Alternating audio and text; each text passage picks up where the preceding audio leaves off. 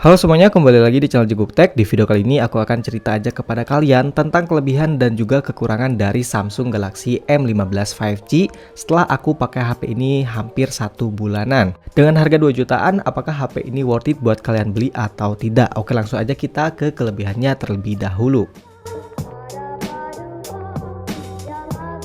Oke, untuk kelebihan yang pertama yang aku rasain di HP ini yaitu dari segi body dan juga build quality-nya. Nah, untuk bodinya di sini aku suka banget ya karena untuk bagian sampingnya ini agak melengkung ya.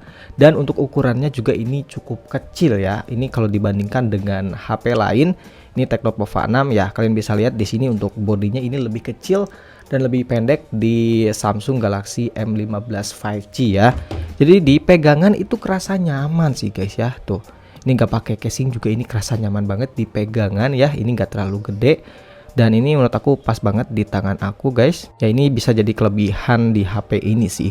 Kemudian untuk build quality-nya juga ini udah lumayan oke ya, walaupun menggunakan plastik untuk bagian backdoor dan juga frame-nya, tapi untuk build quality-nya ini termasuk solid guys. Tuh ya, kalian bisa dengerin, ini cukup solid ya untuk build quality-nya walaupun menggunakan plastik.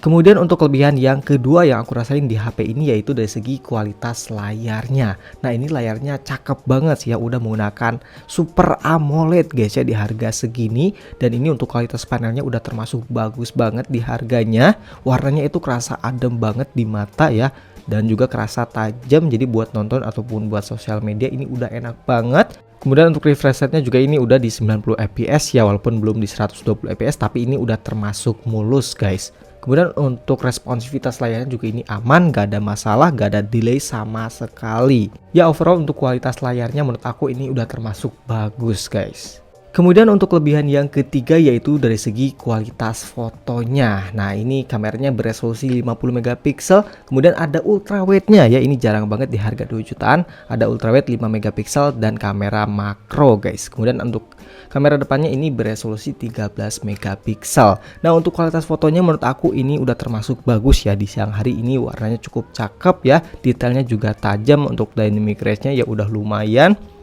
Ya menurut aku di harga 2 jutaan ini udah termasuk bagus untuk kualitas fotonya. Untuk sisanya kalian nilai aja sendiri sesuai selera kalian.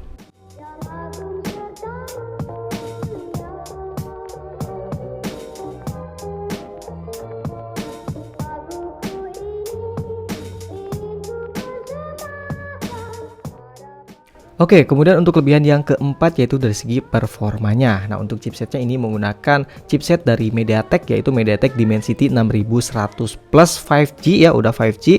Kemudian untuk RAM-nya ini di 6/128 GB ya. Ini nggak ada varian lain, cuma satu varian aja. Dan untuk skor Antutunya ini ada di 380 ribuan poin ya. Ini udah termasuk oke sih ya untuk harga 2 jutaan. Untuk performa seharian menurut aku ini udah termasuk cakep banget sih guys ya. Ini udah termasuk mulus ya. Mungkin ini gara-gara softwarenya juga yang udah mateng ya, One UI udah mateng, jadi ini kerasa enak, kerasa apa namanya, mulus aja gitu ya untuk buka tutup aplikasi, untuk sosial media gitu ya. Tuh kalian bisa lihat sendiri di sini udah termasuk mulus banget ya untuk performa sehariannya. Dan untuk main game di sini aku bakal ngetes 3 game aja, soalnya di sini aku udah pernah ngetes gaming, kalian cek aja di video sebelumnya. Di sini aku akan sedikit ngebahas aja untuk game Mobile Legends, PUBG Mobile dan juga Genshin Impact. Untuk Mobile Legends di sini bisa di settingan ultra super ya, jadi bisa tembus sampai 90 fps, dan untuk FPS-nya itu di 82 fps untuk rata-rata FPS-nya ya. Masih ada frame drop, nggak bisa stabil di 90 fps, tapi ini udah lumayan ya. Untuk suhunya ini ada di angka 41 derajat Celcius. Kemudian untuk game PUBG Mobile ini bisa di smooth ultra ya, jadi mentok di angka 40 fps aja. Dan untuk gameplaynya ini cukup mulus ya. Untuk giroskopnya juga ini lancar, nggak ada delay, soalnya udah giroskop hardware. Kemudian untuk fps rata-ratanya dapetin di sekitar 38 fps dan suhunya ada di angka 40,7 derajat Celcius. Kemudian untuk Genshin Impact di sini aku setting di settingan lowest di 60 fps dan dapetin fps rata-rata di angka 39 fps ya, dengan suhu di angka 44,4 derajat Celcius ya. Ini masih playable banget untuk main game Genshin Impact ya. Overall untuk performa gamingnya menurut aku ini mirip-mirip seperti MediaTek Helio G99 ya, dengan varian RAM yang sama. Oke, kemudian untuk kelebihan yang kelima yaitu dari segi baterainya. Nah, ini baterainya badak banget ya di 6000 mAh. Dan pas aku tes itu dapetin SOT di sekitar 11 jam 41 menit. Ini awet-awet banget cuy. Bahkan aku tes di HP lain yang baterainya sama itu cuma bisa di 9 jam, 8 jam, paling awet di 10 jam. Tapi ini bisa tembus sampai 11 jam 41 menit ya. Ini mantep banget, baterainya badak. Kemudian untuk softwarenya juga ini cukup efisien ya untuk software dan juga chipsetnya. Ya ini bisa jadi kelebihan yang paling mantap ya di HP Samsung Galaxy M15 ini.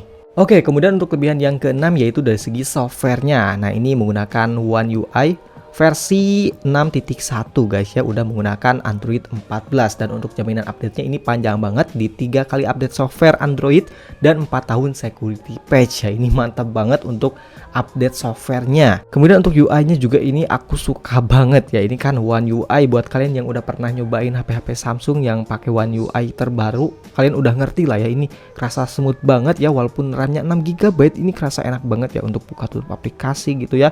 Animasinya juga simple ya, ini simple banget menurut aku. Ya ini salah satu UI yang terbaik lah ya di HP Android. Dan ini nggak ada iklan ya pastinya ya. One UI itu nggak ada iklan sama sekali yang aku temuin ya. Ini mantap banget sih ya untuk softwarenya, bikin nyaman dan juga ringan di HP ini. Nah kemudian untuk kelebihan yang ketujuh yaitu dari segi fitur-fiturnya. Nah untuk fiturnya ini cukup lengkap ya. Udah ada NFC, gyroscope hardware, kemudian masih ada jack audio cuy. Ya ini buat kalian yang nyari-nyari jack audio ini ada ya. Kemudian masih ada slot micro SD ya. Di sini ada slot micro SD. Ini hybrid ya. Jadi bisa satu SIM dan juga satu micro SD guys ya. Jadi buat kalian yang masih pakai kartu micro SD ya, ini cocok banget buat kalian. Oke, kemudian untuk kelebihan yang terakhir yaitu dari segi konektivitasnya udah 5G. Ya, sesuai namanya Samsung Galaxy M15 5G, HP ini udah support 5G. Tapi di sini aku gak bisa tes soalnya kan di kampung itu nggak ada jaringan 5G ya, tapi ini bisa disebut sebagai kelebihan dari HP ini. Oke, kemudian kita akan ngebahas dari segi kekurangan dari HP ini. Nah, untuk kekurangan pertama yang aku rasain dari HP ini yaitu dari segi desain bagian depannya. Ya, kalian udah pada notice lah ya, ini desainnya kerasa jadul banget ya, masih menggunakan Notch Infinity U display guys ya tuh. Wah, ini jadul banget untuk desain depannya dan juga untuk bezelnya juga ini tebel abis cuy. Kalau dibandingkan dengan HP lain ya, ini bisa kalian lihat. Ya ini kerasa jadul banget ya, tapi kalau udah biasa sih ini nggak terlalu masalah, tapi tetap ini menjadi kekurangan dari HP ini guys. Nah kemudian untuk kekurangan yang kedua yaitu dari segi varian RAM dan memorinya. Ini cuma ada satu varian aja yang 6 GB RAM dan 18 GB ROM guys ya tuh. Cuma 6 GB, tapi untuk multitasking sih masih enak ya, soalnya UI-nya juga enak, tapi memorinya cuma 128 GB. Ini bisa jadi kekurangan buat kalian sih. Tapi buat kalian yang pengen memori 8/256 GB, ada sih saudaranya ya, si Samsung Galaxy A15 5G, tapi itu harganya juga lebih mahal. Jadi bisa kalian ambil HP itu kalau kalian butuh memori yang lebih gede. Kemudian untuk kekurangan yang ketiga yaitu dari segi perekamannya. Nah untuk perekamannya ini cuma bisa di Full HD di 30 fps aja ya. Ini gak bisa 60 fps, apalagi 2K, 4K itu gak bisa ya. Cuma mentok di Full HD 30 fps aja. Dan untuk kualitasnya juga ini pas-pasan aja menurut aku ya. Kalau dibandingkan dengan Tecnopova 6 atau Infinix Note 40 itu masih lebih bagus di HP tersebut daripada HP ini. Ya untuk sampelnya kalian lihat aja sendiri di sini. Oke, ini dia untuk perekaman dari Samsung Galaxy M15 5G ya, di resolusi 1080 di 30 fps. Ya untuk kualitasnya sih ini standar aja sih menurut aku ya. Dan untuk kestabilannya juga ini masih ada sedikit jitter, gak stabil-stabil banget. Ya pas-pasan aja sih untuk kualitas videonya. Oke, kemudian untuk kekurangan yang keempat yaitu dari segi speakernya masih mono. Ya ini masih mono di bagian bawah. Ya jadi ini menjadi sebuah kekurangan sih ya, walaupun untuk kualitas suaranya ini udah termasuk bagus ya, suaranya itu lumayan bulat, tapi tetap masih mono, ini jadi kekurangan. Tapi kalau kalian yang gak masalah speaker mono ya kalian abaikan aja sih. Untuk sampel suaranya kalian dengerin aja di sini.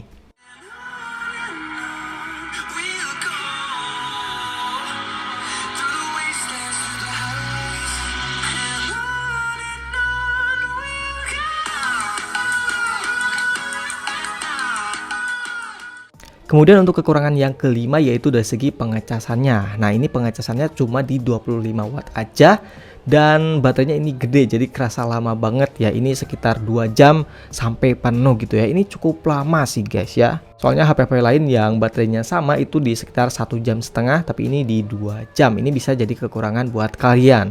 Kemudian untuk kekurangan yang terakhir yaitu dari segi paket penjualannya atau paket pembeliannya ya. Ini nggak ada yang namanya batok casan ya. Ini nggak ada batok casan, intinya di dalam ini nggak ada batok casan, kemudian nggak ada soft case apalagi ya. Jadi cuma ada buku petunjuk, buku-buku itu, kitab-kitab, dan juga kabel data guys ya.